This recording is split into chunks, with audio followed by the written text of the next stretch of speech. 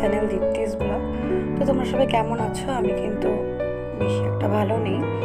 তো ভিডিওটা যখন বানিয়েছিলাম তখন ভালোই ছিলাম, বাট এই ভিডিওটা বানানোর পর শরীরের কন্ডিশন ভীষণ খারাপ হয়ে গেছে।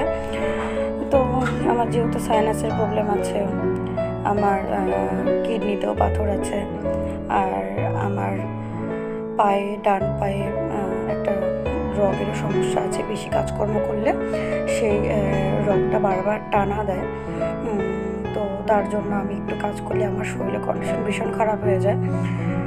তো ডাক্তার আমাকে বলেছে আমার সাইনাসের জন্য ধুলাবালি, তোমার ঠান্ডা জল, সেটা ফ্রিজের যে কোনো ঠান্ডা খাবার বলো, আমি খেতে পারি না। এরকম আইসক্রিম আছে, যেরকম আমি আইসক্রিম খেতে পারি না, প্রবলেম হয়। রাস্তার হয়তো বেশি ধুলাবালি আমি নিতে পারি না, আমার ভীষণ কষ্ট হয়। আমার প্রচুর পরিমাণে হাঁচি হয়, মানে স্নিজিং প্রবলেম হয়। তো আমার এইসব সমস্যার কারণে আমি সাইনাসের প্রবলেমের জন্য আমি ভীষণ কষ্টে থাকি। পুরো শীতকাল আমার ভীষণ কষ্টে যায়, কারণ আমার যেহেতু সাইনাসের প্রবলেম আছে। ঠান্ডা জল দিয়ে তো স্নান করতে পারি না, ঠান্ডা জল খেতে পারি না।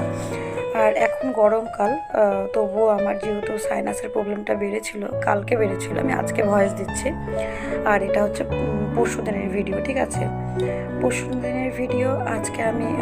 কালকে আমি অসুস্থ ছিলাম, এই ভিডিওটা নিয়ে আর কিছু করতেই পারিনি। আর আজকে আমার শরীরটা ঠিক আছে, তাই তোমাদের সাথে ভিডিওটা এডিটিং করে শেয়ার করছি, ঠিক আছে? তো আমার সাইনাসের প্রবলেমের জন্য আমি তো গরমকালেও যখন এই প্রবলেমটা আমার হয়, যেরকম কালকেই তো আমি সারাদিন গরম জল খেয়েছি, তো বুঝতেই পারো গরমকালে তুমি যদি ঠান্ডা জল না খাও, ফ্রিজের জল তো বাদই দাও, ফ্রিজের জল আমি ভুলেও খাই না। তবে কখনো কখনো শখে খেয়ে নিই, বাট পরের দিন আমাকে ভীষণ পরিমাণে কষ্ট পেতে হয়। আর এইসব কারণের জন্য ঠান্ডা জিনিস, ধুলোবালি সব কিছুর থেকে আমি একটু দূরে দূরে থাকার চেষ্টা করি। আর রইল গিয়ে আমার কিডনিতে পাথর ধরা পড়েছে। এই তো বেশি দিন হয়নি, তো কিছুদিন আগে আমি একটা ভিডিও শেয়ার করছিলাম, সেখানে আমি সব রিপোর্ট তোমাদের সাথে শেয়ার করেছিলাম। তো অনেকদিন হয়ে গেল আলট্রাসোনোগ্রাফি করি না, বাট আরেকবার করেই নিব, কারণ কোমরের ব্যথাটা একটু কাজ করলে ভীষণ পরিমাণে ব্যথা করে, পিঠ ভীষণ পরিমাণে ব্যথা করে, পায়ের ব্যথা করে। তো ভাবলাম যে হয়তো বা আমার কিডনির পাথরের জন্য এই প্রবলেমটা হচ্ছে। তো তার জন্য আরেকবার দেখি ডাক্তার কাছে যেতে পারি। একটু কাজকর্ম করলেই যদি এরকম ব্যথা হয়, তো তা কীভাবে করবো বলো? তো তার জন্য একটু দেখি ডাক্তারের কাছে আবার যেতে হবে আমাকে। আর রইল গিয়ে তোমার আমার নার্ভের প্রবলেম। পায়ে একটা নার্ভ আছে, যেটা নাকি পায়ে না, ঠিক কোমরের সাইডে আর কি, ডাক্তার বলেছে সেই নার্ভটা নাকি বেকাদায় আছে। তো তার জন্য আমি একটু কাজকর্ম করলে সেই নার্ভটা আমাকে প্রবলেম দেয়। তো দেখো এত কিছু প্রবলেম, তো একটু কাজ করলে হয়, আমি যদি রেস্টে থাকি কিছু হয় না। তো নার্ভের প্রবলেমের কারণে কিন্তু ডাক্তার আমাকে রেস্টেই থাকতে বলেছে বেশিরভাগটা, বাট রেস্টেই থাকি। বাট যখন বুঝতেই পারো বর্ষাকাল, ধুলোবালি, রান্নাঘরটাও আমার পজিশনটা তোমরা দেখেছো কী অবস্থা। তো এরকম জায়গায় রান্নাঘরের মানে একদম ছোট একটা রান্নাঘর, নোংরা তো বেশি হয় বলো। আর যেহেতু এদিকে ওদিকে ফাঁকা চারিদিকে, তো তার জন্য আমার রান্নাঘরটা ভীষণ পরিমাণে নোংরা ঢোকে। আর কি বলবো বলো, এই তো পরিষ্কার করছি। আর সব থেকে বড় কথা হচ্ছে আমাকে আগে ইমিডিয়েটলি একটা ডাক্তার দেখাতে হবে, কারণ একটু কাজ করার পরে আমাকে বিছানায় পড়ে থাকতে হয় 2 দিন 3 দিন, ওষুধ না খাওয়াতে ভালো হই না। তো এইসব প্রবলেমের কারণে দেখি ডাক্তারের কাছে যেতে হবে। তো ব্লগটা দেখতে থাকো, আশা করি তোমাদের ভীষণ ভালো লাগবে। আর তোমাদের সাথে আমি লাস্টে একবারে কথা বলবো, ঠিক আছে? এখন তোমার ব্লগটা দেখতে থাকো।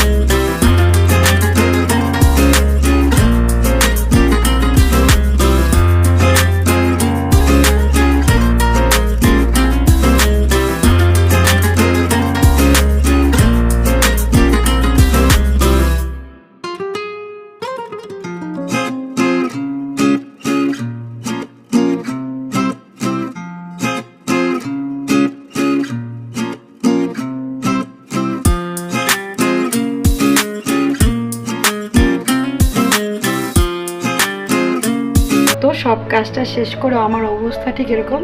আমি আর 5 মিনিট পরে তোমার সাথে দেখা করছি, ঠিক আছে?